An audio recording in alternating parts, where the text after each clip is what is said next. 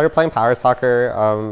I think I've kind of been involved in sports all my life. I decided to play power soccer because I was looking for a more competitive sport to play. I always kind of liked the idea of playing more of a team sport though, and something, I don't know, with a little bit more strategy. I had a teacher that told me about this sport and I should check it out. It's better than being at home being bored playing video games. Power soccer is played with 4 players on the team, usually 3 forward and 1 goalie. Most teams play with a center as well as right and left wings. Some other interesting aspects of power soccer are the adaptations players have made to use the power chairs to their advantage. The most defining is the spin kick.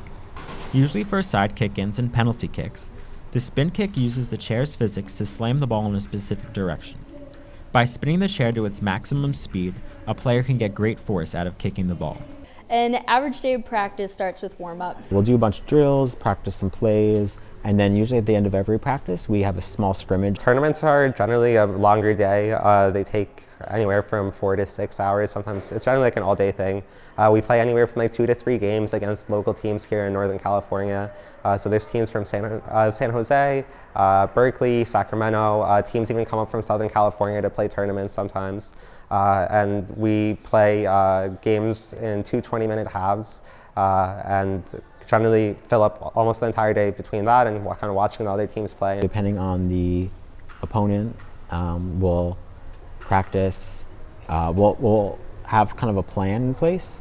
So if we're going to do more, focusing more on plays or focusing more on just stopping their plays. So like this guy's bringing it in, this guy's circling back up to the pass. Okay, he'll start coming out, right? We can pass up. Getting exercise for people with disabilities can be a little challenging, so power soccer is a nice way to come together and make new friends and get in some exercise doing something you love.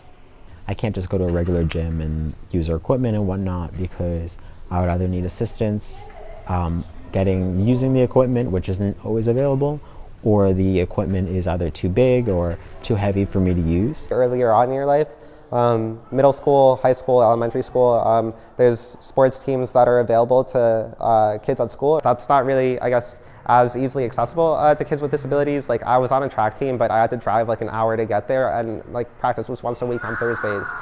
Power soccer is really cool from the standpoint that it really provides a unique opportunity and kind of lets you really play a contact like team sport that's like really competitive. We really liked it because you didn't have to be like super strong to do it. So we liked the ability that we were on the same playing field as everyone else. Pretty much anyone can play any type of disability. You don't have to be in a power chair every day. We've seen everything from people that have no arms and legs, they drive their chair with their chin. There's people like Bart and I who have weakened muscles.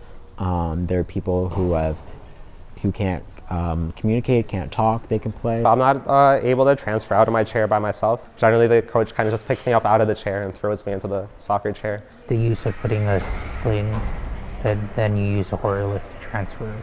You get to see kids with different like ability levels and kind of different disabilities, be able to all kind of come together and play the same sport in whatever way I guess like they're able to, right? And you get to, I don't know, I guess appreciate all the different differences. And it adds diversity to the game.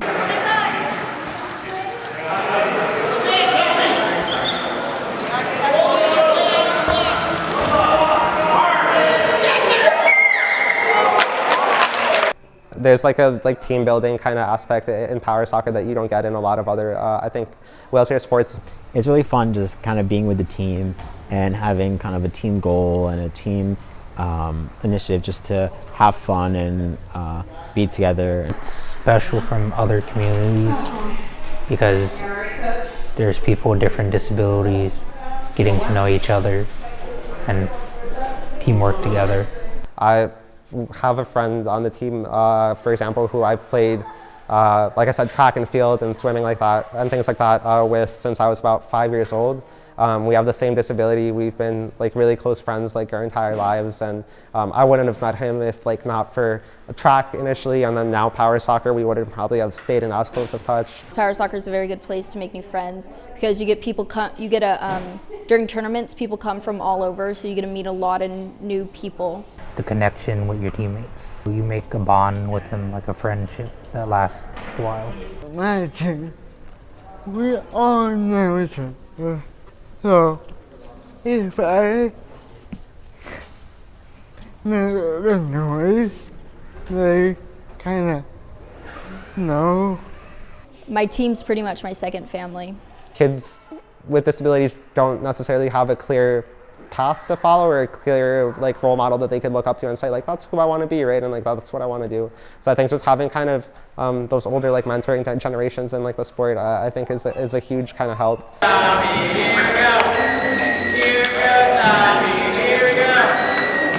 Power soccer teaches, I guess, dedication to like your craft in a way where you start off and there's not really any shortcuts you could take to getting better. It's shown me whatever you do, you have to do it the best way to do it. Changed my perspective about being more outgoing and talking to people about life. Before power soccer, I didn't want to be associated with anyone with disabilities, and power soccer taught me to open up. Power soccer has helped me become a better communicator. It actually inspired me to become a communications major. I think it's taught me a little bit about what it means to communicate with people of different ability levels from you. People learning how to have fun with their disability instead of being all negative about the disability. I think just being able to participate in something and like really get good at something, I think is a great confidence builder, especially when you're younger as well. You're not going to go out and necessarily like play baseball with your friends and be like awesome at that, right? So it's good to kind of be able to like build your confidence up and like develop in like different kind of like competitive avenues. It means everything. And I found something that I could do myself, and I never had that without the help.